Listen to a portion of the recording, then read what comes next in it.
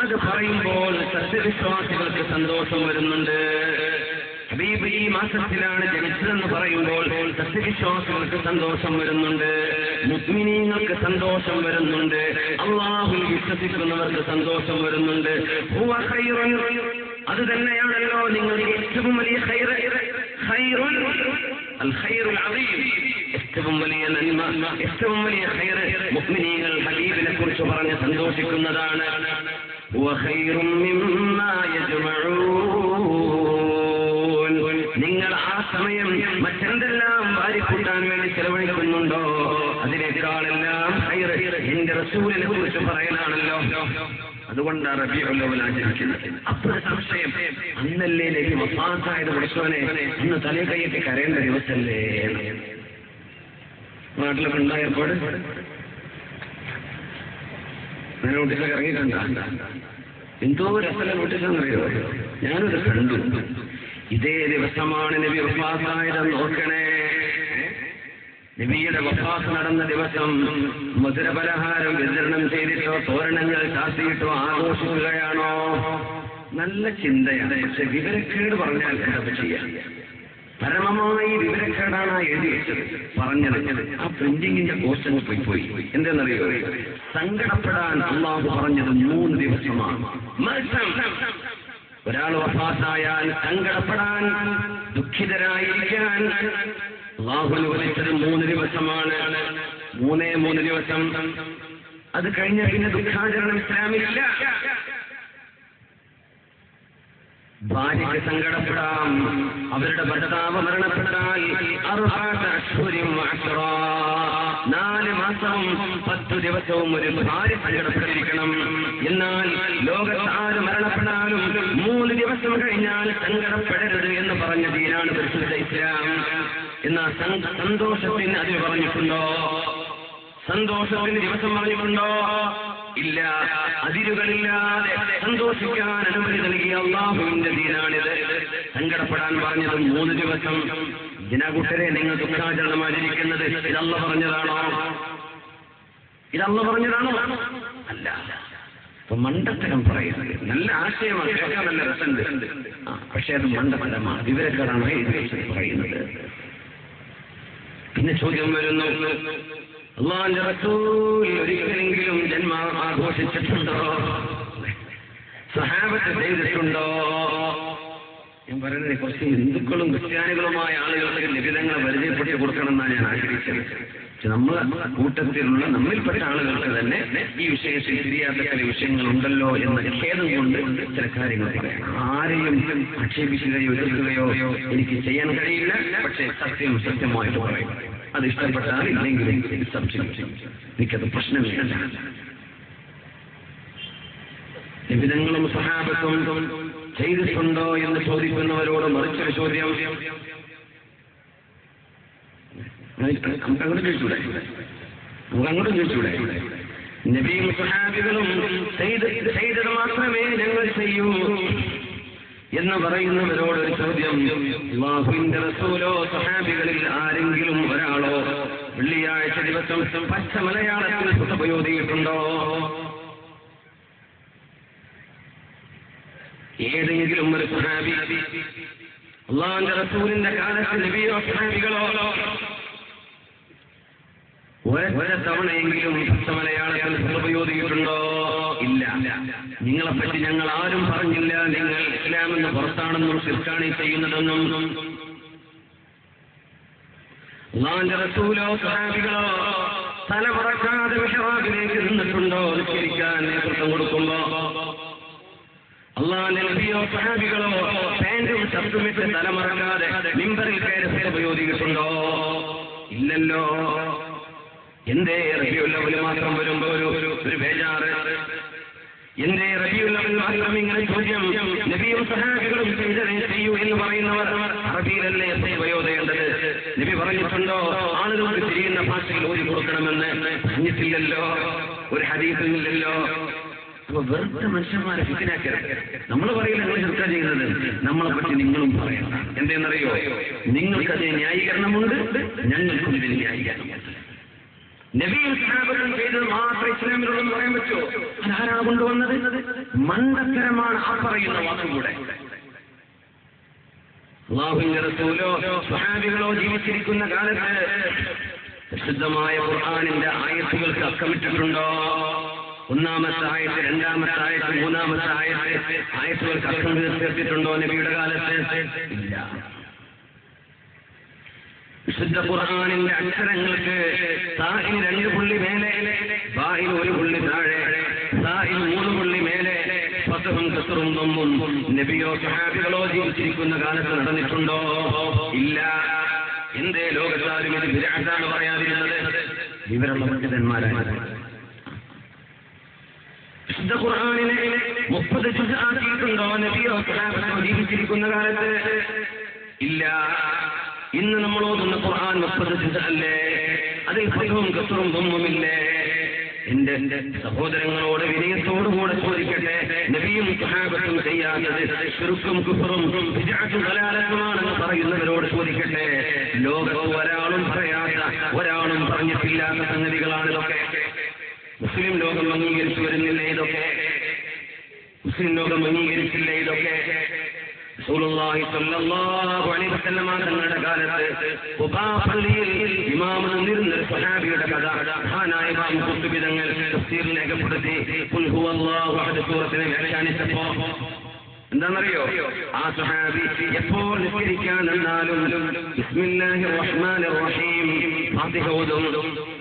അത് കഴിഞ്ഞിട്ട് ഓതും ബിസ്മില്ലാഹിർ റഹ്മാനിർ റഹീം ഖുൽ ഹുവല്ലാഹു അഹദ് അല്ലാഹു സ്വമദ് ലം യലിദ് വലം യൂലദ് വലം യകുൽ ലഹു കുഫുവൻ അഹദ്.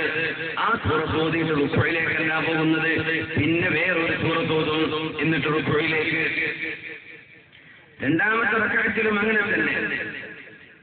ഫാത്തിഹ കഴിഞ്ഞാൽ ഒരു ഖുൽ ഹുവല്ലാഹു ഓതിയിട്ട് വേറൊരു സൂറത്ത് ഓതും. സ്വഹാബികൾക്കിടയിൽ വിഷമമായി. അവർ ചോദിക്കാൻ തുടങ്ങി, ഫാത്തിഹ കഴിഞ്ഞാൽ പിന്നെ ഒരു സൂറത്ത് പോരെ? അത് ഖുൽ ഹുവല്ലാഹു എന്ന് മതിയാക്കിക്കൂടെ? പിന്നെ ഇവന്തിനാ വേറൊരു സൂറത്ത് ഓതുന്നത്? അവരുടെ മനസ്സിലൊരു വിഷമമുണ്ട്. നബിയോട് ചെന്ന് പരാതി പറയാൻ പോവുകയാണ്. അവർക്കാണെങ്കിലോ ഇദ്ദേഹമല്ലാതെ മറ്റൊരാൾ ഇമാമ് നിൽക്കുന്നത് ഇഷ്ടവുമല്ല. അദ്ദേഹം കാന മിൻ അസ്ലഹിഹിം, അവരിൽ ഏറ്റവും നല്ല നന്മയുടെ ആളായിരുന്നു ആ സ്വഹാബി. നബിയോട് ചെന്ന് പറയണ്ടേ, യാ റസൂലല്ലാഹ്, നബിയേ, ഖുബായിലെ പള്ളിയിലേക്ക് അങ്ങ് ഇമാമായി നിർവഹിച്ച ഇമാമ് ഫാത്തിഹ കഴിഞ്ഞാൽ എല്ലാ തവണയും ഖുൽ ഹുവല്ലാഹു അഹദ് എന്ന സൂറത്ത് ഓതുന്നുണ്ട് നബിയെ. അത് കഴിഞ്ഞിട്ട് വേറെ ഒരു സൂറത്തും ഓതിയിട്ട് റുക്ഊയിലേക്ക് പോകുന്നത്. അത് ഒരു സൂറത്തല്ലേ ഓതേണ്ടതുള്ളൂ, ഒന്ന് തന്നെ മതിയല്ലോ നബിയെ? എന്തിനാണ് എല്ലാ റക്അത്തിലും ഖുൽ ഹുവല്ലാഹു അഹദ് സൂറത്ത് ഓതുന്നത്? ഇത് ഞങ്ങൾക്ക് ഇഷ്ടപ്പെടുന്നില്ല നബിയെ. നിങ്ങളെന്താ പറഞ്ഞെന്നറിയോ? ഇത് ഞാൻ ചെയ്യാത്തത് ചെയ്തതുകൊണ്ട് ഇസ്ലാം എന്ന് പുറത്തുനിന്നാണോ പറഞ്ഞത്? അല്ല.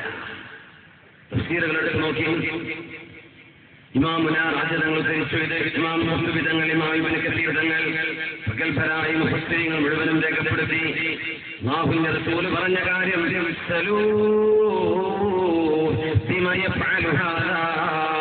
ചോദിച്ചു നോക്കി അയാൾ ഇങ്ങനെ ചെയ്യാനുള്ള കാരണമെന്താണ്? കാരണമെന്താണെന്ന് ചോദിക്കണം. സ്വഹാബിമാർ എന്ന് ചോദിച്ചു. നബി ചോദിക്കുന്നുണ്ട്, എന്താ നിങ്ങൾ ഖുൽ ഹുവല്ലാഹു അഹദ് സൂറത്ത് എപ്പോഴും ഓതാൻ കാരണം? ഖാല ഇന്നി ഉഹിബ്ബു ഹാദിഹി സൂറ, ഈ സൂറയോട് എനിക്ക് ഹുബ്ബുണ്ട്, സ്നേഹമുണ്ട്.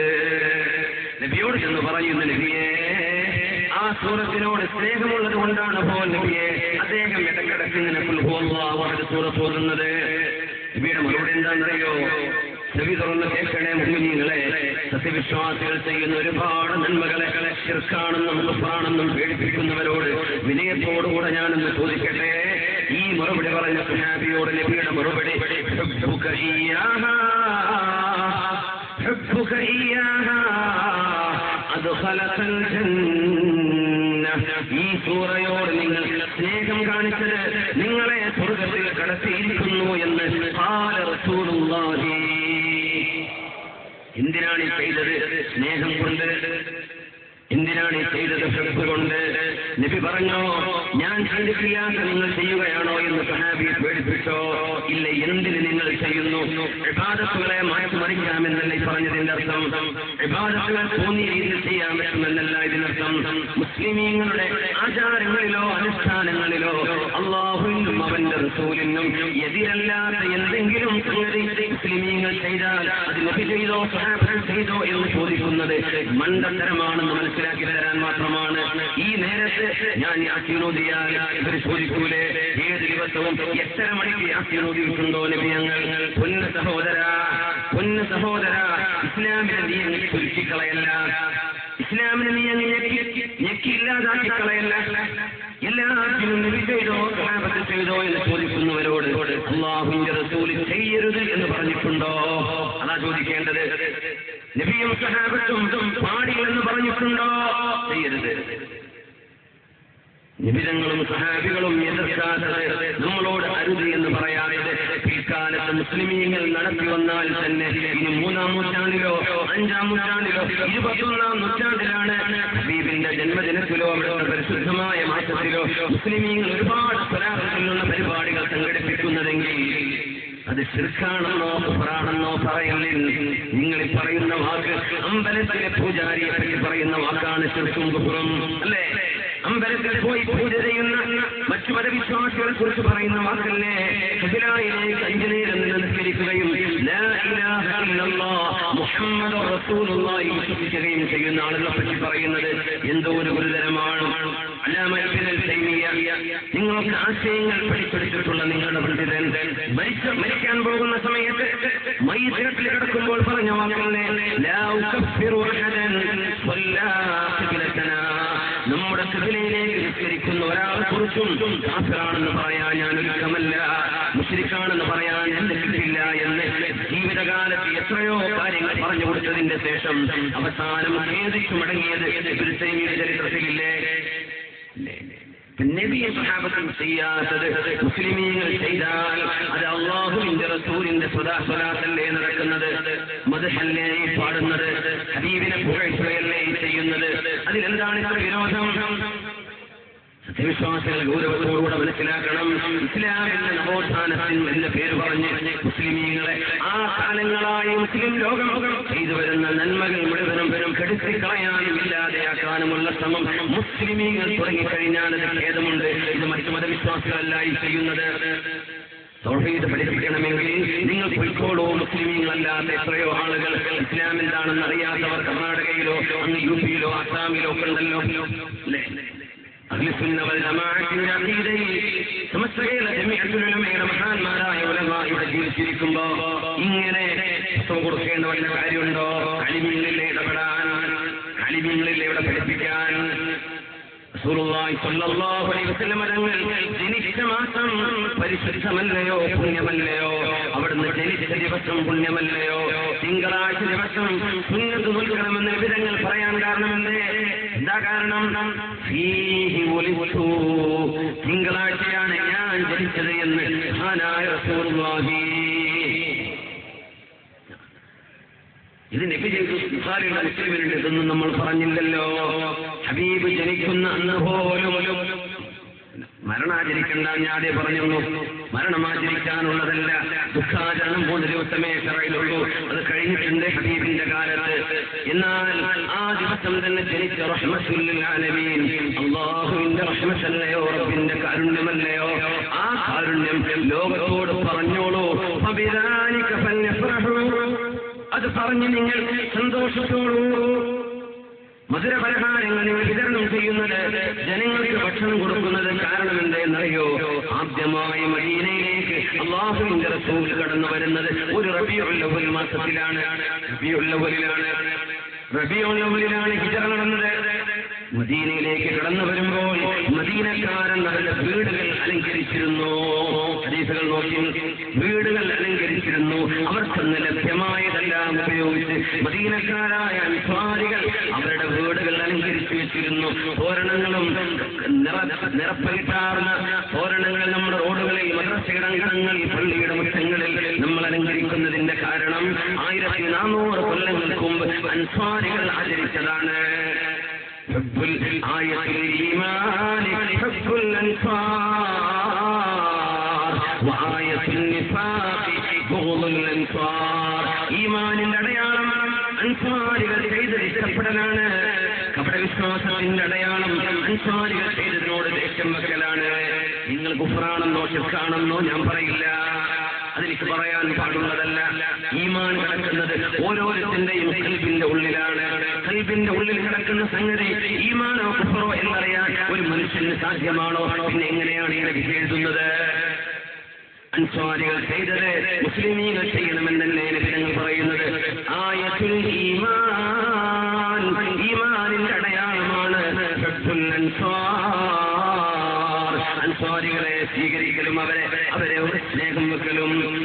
ഒരു ജൂതനായ മനുഷ്യൻ അല്ലാഹുവിന്റെ റസൂൽ സ്വല്ലല്ലാഹു അലൈഹി വസല്ലം തങ്ങളുടെ തങ്ങൾ കഴുതയുടെ പുറത്ത് തങ്ങൾ സഞ്ചരിച്ചപ്പോ ആ കഴുതയെ നബിതങ്ങൾ കൊണ്ടുവന്ന് നിർത്തിയപ്പോ ജൂതനായ മനുഷ്യൻ പറഞ്ഞു, മാ അൻതന ഹിമാറക ഫതനഹ അന്നി.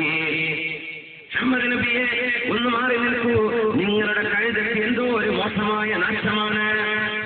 അൻസാരികൾ കേട്ടു നിൽക്കാൻ കഴിഞ്ഞില്ല.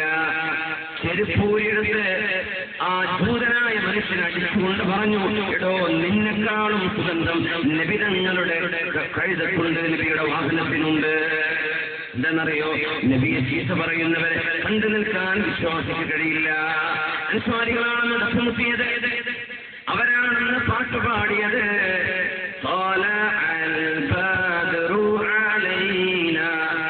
പറയുന്ന പാട്ടല്ലേ, ഉറക്കെ ചൊല്ലിക്കോളൂ.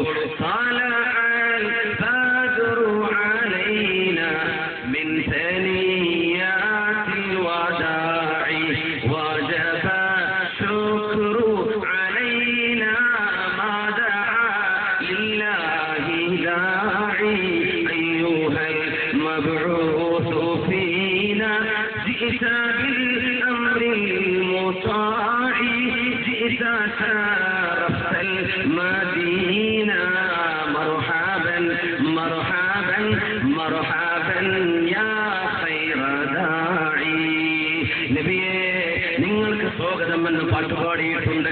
റബീഉൽ അവ്വലിൽ മദീനയിലേക്ക് ഹബീബ് കടന്നു വന്നപ്പോ അവർ ദഫ്മുട്ടിയിട്ടുണ്ട്. ദഫ്മുട്ടാൻ അവിടുത്തെ ആണുങ്ങളും പെണ്ണുങ്ങളും നേർച്ച ചെയ്തിട്ടുണ്ട് എന്ന് ഹദീസിലില്ലേ? വൃദ്ധയായ ഒരു അല്ലാഹുവിന്റെ റസൂലിനോട് വന്ന് കയ്യിലൊരു ദഫ്ഫ് പിടിച്ചു വന്നിട്ട് ചോദിക്കുന്നു, യാ റസൂലല്ലാഹ്, നബിയേ, അങ്ങ് മദീനയിലേക്ക് കടന്നു വരുന്ന ദിവസം അങ്ങയെ ദഫ്മുട്ടി സ്വീകരിക്കാൻ എനിക്ക് നേർച്ചയുണ്ടായിരുന്നു നബിയേ. എനിക്കത് പൊട്ടാനൊന്നും കഴിഞ്ഞില്ല. ഞാൻ രോഗിയായി കിടപ്പായിരുന്നു നബിയേ. ആ നേർച്ചക്കടം ഞാൻ എങ്ങനെ വീട്ടണം നബിയേ എന്ന് പറഞ്ഞു ചോദിച്ചപ്പോ എന്താ നബി പറഞ്ഞത്? ശിർക്കാണ്, കുഫ്റാണെന്ന് പറഞ്ഞ് അടിയോടിച്ചോ. എന്താണ് നബി പറഞ്ഞത്? ഞാനിങ്ങനെ നിന്ന് തരാം, നിങ്ങൾ കൊട്ടിക്കോളൂ, പാടിക്കോളൂ എന്ന് ലോകത്തിന്റെ കരുണയായ റഹ്മത്തുൽ ലിൽ ആലമീൻ ഇരുന്നു കൊടുത്തില്ലേ അൻസാരിയായ മഹദിക്ക് വേണ്ടി? നബി ഇരുന്നു കൊടുത്തു. ഏതാനും കൊച്ചു വരികൾ നബിയെ പുകഴ്ത്തി പാടുകയാണ്. ദഫ്ഫിങ്ങനെ മുട്ടുകയും ചെയ്തു. ഏതാനും നേരം ദഫ്മുട്ടി നബിയുടെ മുമ്പിൽ പാട്ടുപാടി നബിയെ പ്രശംസിച്ചുകൊണ്ട് എന്റെ നേർച്ചക്കടം വീട്ടിയ കഥ സ്വഹീഹായ ഹദീസുകളിൽ വന്നിട്ടില്ലേ? നമ്മുടെ കുഞ്ഞുങ്ങൾ റോഡിലൂടെ നടന്നു പോകുമ്പോൾ ദഫ്മുട്ടി പാട്ടുപാടുന്നത്, ഹബീബിനെ പുകഴ്ത്തുന്നത് അൻസാരികൾ ചെയ്ത പണിയാണ്. ആയത്തുൽ ഈമാൻ, ഈമാനിന്റെ അടയാളം ഹുബ്ബുൽ അൻസാർ. അൻസാരികൾ ചെയ്തത് ഇഷ്ടപ്പെടലാണ്. ഇത് സ്വഹീഹായ ഹദീസല്ലേ? ആയത്തുൽ ഈമാൻ ഹുബ്ബുൽ അൻസാർ. അൻസാരികൾ ചെയ്തത് ഞങ്ങൾക്ക് വേണ്ട എന്ന് പറയുന്നത്, അൻസാരികൾ ചെയ്തത് ഞങ്ങൾ ചെയ്യൂല എന്ന് പറയുന്നത് ഏത് ആശയമാണ്? വആയത്തുൻ നിഫാഖ്, കപടവിശ്വാസത്തിന്റെ അടയാളമാണല്ലോ ബുഗ്ദുൽ അൻസാർ. അൻസാരികളോട് ദേഷ്യം വെക്കുന്നത്, അവരെ ചെയ്തതിനോട് ദേഷ്യം വെക്കുന്നത്, അവരോട് ഇഷ്ടക്കേട് കാണിക്കുന്നത് ആയത്തുൻ നിഫാഖ്, മുനാഫിക്കിന്റെ അടയാളമാണ്. ഞാൻ പറയൂല നിങ്ങൾ മുനാഫിക്കാണെന്ന്, പക്ഷേ തെറ്റിദ്ധാരണ കൊണ്ട് വന്നു പോയതാണെങ്കിൽ തിരിച്ചുകോളൂ. ഹബീബിനോട് സ്നേഹം പറയാൻ എന്താണ് ഇത്ര വിഷമം? 100ാം വാർഷികം ആഘോഷിച്ചിട്ടുണ്ട് നമ്മുടെ നാടുകളിൽ, ഇല്ലേ? 100ാം വാർഷികം ആഘോഷിച്ചിട്ടുണ്ട്. എന്തിന്റെ പേരിലായാലും, എന്ത് ഉത്ഥാനത്തിന്റെ പേരിലായാലും 100ാം വാർഷികം അല്ലാഹുവിന്റെ റസൂൽ ആചരിച്ചിട്ടുണ്ടോ എന്ന് നമുക്ക് അവരോട് ചോദിക്കാനുണ്ട് എന്ന് പറഞ്ഞു. 100-ാം വാർഷിക നബി ആഘോഷിച്ചതാണോ? ആണോ? ഇല്ല. ഞങ്ങൾ പറഞ്ഞില്ലല്ലോ നിങ്ങൾ ചെയ്ത കുഫറാണെന്ന്.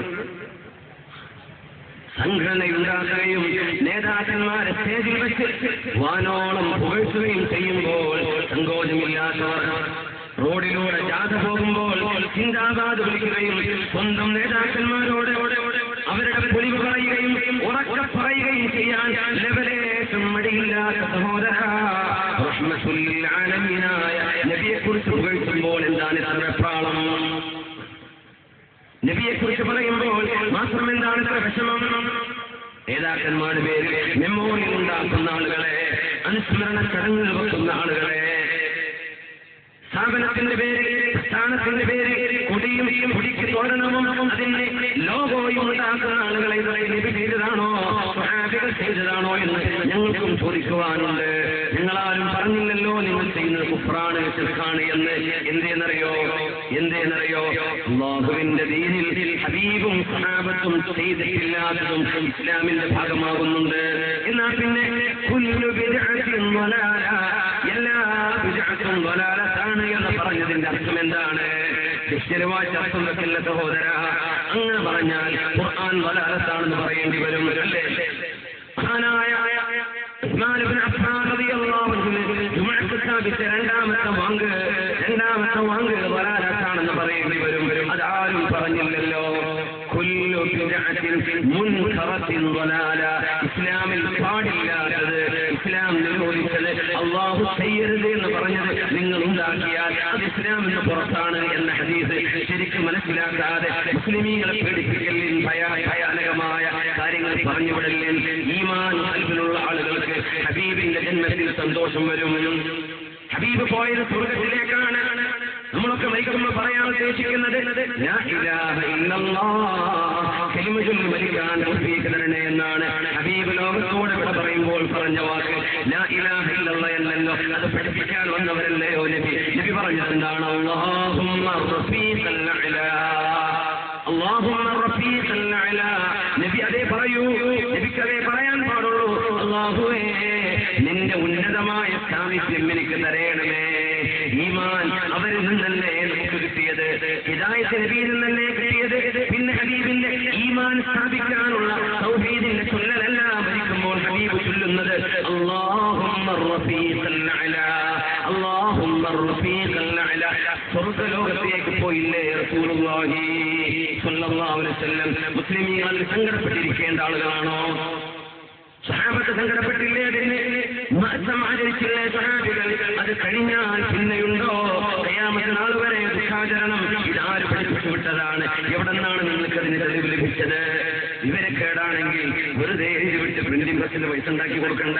ഇവരെക്കേട് പറയരുത്, മുസ്ലിമീങ്ങളെ പേടിപ്പിക്കരുത് അനാവശ്യം പറഞ്ഞുകൊണ്ട് റസൂലുള്ളാഹി സ്വല്ലല്ലാഹു അലൈഹി വസല്ലം തങ്ങളുടെ പ്രിയപ്പെട്ട വാപ്പയും പ്രിയപ്പെട്ട ഉമ്മയും നരകത്തിലാണെന്ന് എഴുതിവിട്ട ആളുകളില്ലേ ഇവിടെ? നരകത്തിലാണെന്ന് എഴുതിവിട്ട ആളുകൾ നിങ്ങളുടെ വിരലുകളിൽ എങ്ങനെ സാധിച്ചു എന്ന് എനിക്ക് പേടി തോന്നുന്നു. ആരാണ് നിങ്ങളെ കടകൾ കയറി വിതരണം ചെയ്യാൻ ഏൽപ്പിച്ചത്?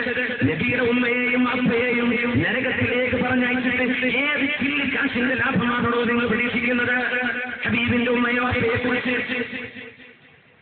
وقل رب ارحمهما كما ربياني صغيرا. എന്റെ ഉമ്മയോടും എന്റെ വാപ്പയോടും റഹ്മത്ത് കാണിക്കണേ എന്ന് നബിയോട് ഖുർആൻ പ്രാർത്ഥിക്കാൻ പറയുന്നു. എന്നിട്ട് നിങ്ങൾ പറയാ എന്റെ നബിയുടെ ഉമ്മയും വാപ്പയും നരകത്തിലാണെന്ന്. നരകത്തിൽ കിടക്കുന്നവർക്ക് വേണ്ടി റഹ്മത്തിന് ദുആ ഇറക്കാൻ പറ്റുമോ? മഗ്ഫിറത്തിന് ദുആ ഇറക്കാൻ പറ്റുമോ? ഇതൊക്കെ നമ്മളെ ഹദീസാണോ? ഇതൊക്കെ നിങ്ങൾ പറയുന്ന കാര്യങ്ങൾ ലോക ആലിമീങ്ങൾ കാണാത്തതാണോ നിങ്ങൾ ഈ പറയുന്നത്? പിന്നെ പറയും സ്വഹീഹ് മുസ്ലിമിലെ ഹദീസ്, സ്വഹീഹ് മുസ്ലിമിലെ ഹദീസ്. ഒരാൾ വന്ന് ചോദിക്കുന്നു, യാ റസൂലല്ലാഹ്, പൊന്നാര നബിയേ, അയ്ന നബി, മരിച്ചുപോയ എന്റെ വാപ്പ അങ്ങയെ കണ്ടിട്ടില്ല നബിയേ, എന്റെ വാപ്പ മുസ്ലിമായിരുന്നില്ല നബിയേ, എന്റെ വാപ്പ എവിടെയാണ് റസൂലേ എന്ന് ചോദിച്ചു വരുന്നൊരു സഹാബി. നബി പറഞ്ഞു, ഇന്ന അബാക ഫിന്നാർ, നിങ്ങളുടെ ഉപ്പ നരകത്തിലാണല്ലോ. കരഞ്ഞുകൊണ്ട് അയാൾ നടന്നുപോയപ്പോൾ നബി അവരെ തിരിച്ചു വിളിച്ചു. നബി എന്ത് പറഞ്ഞു? ഇന്ന അബീ വ അബാക ഫിന്നാർ, എന്റെയും നിങ്ങളുടെയും ബാപ്പ പിന്നാരി നരകത്തിലാണല്ലോ. ഇത് സ്വഹീഹായ ഹദീസ് തന്നെ. ഈ ഹദീസ് കിടക്കുന്നത് റിയാദുസ് സ്വാലിഹീനിലല്ല, ഈ ഹദീസ് കിടക്കുന്നത് സ്വഹീഹ് മുസ്ലിമിലാണ്. അതുകൊണ്ടാണ് ഉലമാ പറയുന്നത് സാധാരണക്കാരൻ അലമാരക്ക് അലങ്കാരമായി വേണമെങ്കിൽ ബുഖാരി മുസ്ലിം എടുത്തു വെച്ചോളൂ, പക്ഷെ ഫത്വ കൊടുക്കാൻ അത് ഉപയോഗിക്കരുത്. സാധാരണക്കാർക്ക് ഹദീസ് പഠിക്കാൻ ഇമാമുനാ നബി റളിയല്ലാഹു അൻഹു ക്രോഡീകരിച്ചതാണ് റിയാദുസ് സ്വാലിഹീൻ. അത് നിങ്ങൾ എമ്പാടും പഠിച്ചോളൂ. മസ്അല പഠിക്കാൻ, ഫത്വ കണ്ടെത്താൻ, ദീനിന്റെ ഹുക്മ പറയാൻ ബുഖാരി മുസ്ലിമും ഇൽമ പഠിച്ചിട്ടില്ലാത്തവൻ വർഷങ്ങളോളം ആലിമീങ്ങളുടെ കൂടെ ജീവിച്ച് നഹ്വും സർഫും ബലാഗയും മആനിയും ശരിക്കും മനസ്സിലാക്കാത്തവർ, ഉസൂലുൽ ഫിഖ്ഹും ഉസൂലുൽ ഖുർആനും ഉലൂമുൽ ഖുർആനും പഠിക്കാത്തവർ ഖുർആനും ഹദീസും അർത്ഥം വെക്കാൻ പാടില്ലെന്നല്ലേ നമ്മളെന്തായി ചെയ്യുന്നത്? അർത്ഥം അറിയുന്നവനൊക്കെ വിളിച്ചു പറയാൻ പുസ്തകം വായിച്ചിട്ട് ഉപയോഗിക്കുകയാണ്, എന്നിട്ട് നോട്ടീസ് അടിക്കുകയാണ്, അങ്ങനെ പ്രസംഗിക്കുകയാണ്. ഞാൻ ചോദിക്കട്ടെ, പാലമുണ്ടാക്കൽ എങ്ങനെയാണെന്ന് പുസ്തകം വായിച്ച് കലക്കി കുടിച്ച മനുഷ്യനോട് നിങ്ങൾ പറയാറുണ്ടോ ഞങ്ങളുടെ എഞ്ചിനീയറിംഗ് ആയിക്കോട്ടെ എന്ന്? ഇല്ല. ഡോക്ടറോട് പോയി ചോദിക്കേണ്ട കാര്യം എഞ്ചിനീയർമാരോട് ചോദിക്കാറുണ്ടോ? ഇല്ല. എഞ്ചിനീയർമാരോട് ചോദിക്കേണ്ട കാര്യം ഡോക്ടർമാരോട് ചോദിക്കാറുണ്ടോ? ഇല്ല. എങ്കിൽ പിന്നെ ജീവിതകാലം ദീൻ പഠിക്കാൻ ചെലവഴിക്കാത്ത ആളുകളിൽ നിന്ന് എങ്ങനെയാണ് നിങ്ങൾ ഫത്വ സ്വീകരിക്കുന്നത്? വാട്സപ്പും ഫേസ്ബുക്കും വന്നപ്പോ വാട്സപ്പിലെയും ഫേസ്ബുക്കിലെയും ശൈഖന്മാർ, വെളിച്ചം കാണാത്ത ആളുകൾ, ചെറുപ്പക്കാർ റൂമിൽ നിന്ന് ആരൊക്കെ എഴുതി വെച്ച പുസ്തകങ്ങൾ എഴുതി വെച്ച് അടിച്ചുവിടുകയാണ്. അവർക്ക് സെന്റിമെന്റുകളുണ്ട്, അവർക്ക് വികാരമുണ്ട്, അവരുടെ മനസ്സിൽ ഒരുപക്ഷെ ഈമാനുമുണ്ട്. പക്ഷേ നിരപരാധികളാ. ഞാൻ ഈ വായിച്ചത് ശരിയല്ലായിരുന്നു എന്ന് മനസ്സിലാക്കാനുള്ള ബുദ്ധി ഉണ്ടായിട്ടില്ല. അതുകൊണ്ട് നിങ്ങൾ ഫത്വ കൊടുക്കരുത് എന്നുള്ള മതം പറയുന്നത്. സാധാരണക്കാരൻ ഫത്വ കൊടുക്കണ്ട. ഒരു ആലിം ഫത്വ കൊടുത്തു, നിങ്ങൾ അതനുസരിച്ച് ജീവിച്ചു. ആ ഫത്വ തെറ്റാണെങ്കിൽ പോലും ഉത്തരവാദി ആലിമ നിങ്ങളല്ല. എല്ലാവർക്കും പഠിക്കാൻ പറ്റുമോ? എല്ലാവർക്കും ആലിമീകളാകാൻ പറ്റുമോ? ഇല്ല. വിവരം അതിന്റെ സ്രോതസ്സിൽ നിന്ന് എടുക്കണം. ഇനി ഞാൻ വരട്ടെ ഈ ഹദീസിലേക്ക്. ഈ ഹദീസ് ആഹാദായ ഹദീസാണ്. എന്താണ് ആഹാദായ ഹദീസ്? എന്താണ് സഹീഹ്? എന്താണ് മർഫൂഅ്? എന്താണ് മുർസൽ? എന്താണ് മുഅ്ദൽ? ഏതാണ് ദഈഫ്? ഇതൊന്നും സാധാരണക്കാർ പഠിക്കേണ്ട ഒരു ആവശ്യമില്ല. ആഹാദായ ഹദീസുകളെ എങ്ങനെയാണ് ഉലമാ സ്വീകരിക്കുന്നത്, തള്ളുന്നത്, കൊള്ളുന്നത്, അതും നിങ്ങൾ പഠിക്കേണ്ട കാര്യം. അത് നിങ്ങൾക്ക് ആലിമീങ്ങൾ പറഞ്ഞിരുന്നതൊക്കെ നിങ്ങൾക്ക് പറയാൻ പറ്റുമോ? ഡോക്ടർമാർക്ക് മരുന്ന് തരുമ്പോഴേ ഈ മരുന്ന് വരുത്തുമെന്ന് പറയാം. നിങ്ങളുടെ ഏത് സിംഹമാണ് നിങ്ങൾക്ക് തകരാറ് എന്നൊരു പറഞ്ഞില്ല. നിങ്ങൾ പഠിച്ചിട്ടില്ലല്ലോ, നിങ്ങളൊന്നിനും അതിന്റെ ഇസ്തിലാഹ് പറയുന്നത്. സാങ്കേതിക വാക്കുകൾ ഉപയോഗിക്കില്ല. ആഹാദായ ഹദീസുകളുടെ മഅനെ സ്വീകരിക്കാൻ പറ്റുകയില്ലെന്ന് പറഞ്ഞ ആലിമീങ്ങളിലെ ആഹാദായ ഹദീസിനെ കുറിച്ച് ഇമാം മാലിക് എന്നവരുടെ അഭിപ്രായം എന്താണ്? ആഹാദായ ഹദീസിനെ കുറിച്ച് ഇമാം അബൂ ഹനീഫ റളിയല്ലാഹു അൻഹുവിന്റെ അഭിപ്രായം എന്താണ്? ആഹാദായ ഹദീസിനെ കുറിച്ച് ഇമാം ശാഫിഈ തങ്ങളുടെ കാഴ്ചപ്പാട് എന്താണ്? ഇതൊന്നും പഠിക്കാതെ ഇങ്ങോട്ട് പറഞ്ഞ് അർത്ഥം വിടുക. എന്റെ ഉപ്പയും നിന്റെ ഉപ്പയും നരകത്തിലാണ് എന്ന് റസൂലുള്ളാഹി സ്വല്ലല്ലാഹു അലൈഹി വസല്ലം തങ്ങൾ പറഞ്ഞു കൊടുത്തപ്പോൾ നബിയുടെ വാപ്പയെ നരകത്തിലേക്ക് പറഞ്ഞയച്ചവരെ كلمة تقولوا أشهد أن لا إله إلا الله وأشهد أن محمد رسول الله. كلمة الإيمان تقولوا عند كائن الرياض علامة ابن العربي أبو بكر بن العربي مفسرين المهان وتحير in interpretation of Quran. ശുദ്ധ ഖുർആനിലെ വ്യാഖ്യാനിക്കാൻ ആധികാരികമായ യോഗ്യതയുള്ള ലോകം കണ്ട പ്രഗത്ഭനാണ് അബൂബക്കർ ബിൻ അറബി തങ്ങൾ. ഇവരോട് വന്ന ഒരാൾ ചോദിച്ചു, അന്നുമുണ്ട് മുഅ്തസിലിക്കാരായ ഹുസനാശയക്കാരായ ആളുകൾ. എന്താ ചോദ്യം? മാ ഹുക്മു മൻ ഖാല, ഒരാൾ ഇങ്ങനെ പറഞ്ഞാൽ അയാളുടെ വിധി എന്താണ്? ഇന്ന അബവൈ റസൂലി സ്വല്ലല്ലാഹു അലൈഹി വസല്ലം ഫിന്നാർ, നബിയുടെ ഉമ്മയും അപ്പയും നരകത്തിലാണ് എന്ന് പറയുന്ന ഒരാളുടെ വിധി എന്താണ്? ഇങ്ങനെ നബിന്റെ ഉമ്മയും വാപ്പയും നരകത്തിലാണെന്ന് പറഞ്ഞാൽ ആ മനുഷ്യന്റെ വിധി എന്താണ്? ഫത്വ എന്താണ്? ആരോടാ ചോദിക്കുന്നത്? അല്ലാമ ഇബ്നുൽ അറബിയോട്. എന്താ മറുപടി എന്നറിയോ? മൽഊൻ, ശപിക്കപ്പെട്ടവനാണ് ആ പറഞ്ഞ മനുഷ്യൻ. ശപിക്കപ്പെട്ടവനാണ്, ലഅനത്തുള്ള ആളാണ്, മൽഊനാണ്. ചോദിച്ചു ലിമാൻ, എന്തേതിന്റെ കാരണം? അല്ലദീന യുഊദൂന അല്ലാഹ വറസൂലഹു, അല്ലാഹുവിനെയും അവന്റെ റസൂലിനെയും വേദനിപ്പിക്കുന്ന ആളുകളെ കുറിച്ച് ഖുർആൻ എന്താണ് പറഞ്ഞത്? ലുഇനൂ ഫിദ്ദുനിയാ വൽ ആഖിറ, ദുനിയാവിലും നാളെ ആഖിറത്തിലും ശപിക്കപ്പെട്ടു എന്ന് ഖുർആൻ പറഞ്ഞില്ലേ? സ്വന്തം ഉമ്മയും വാപ്പയും നരകത്തിലാണെന്ന് ഒരു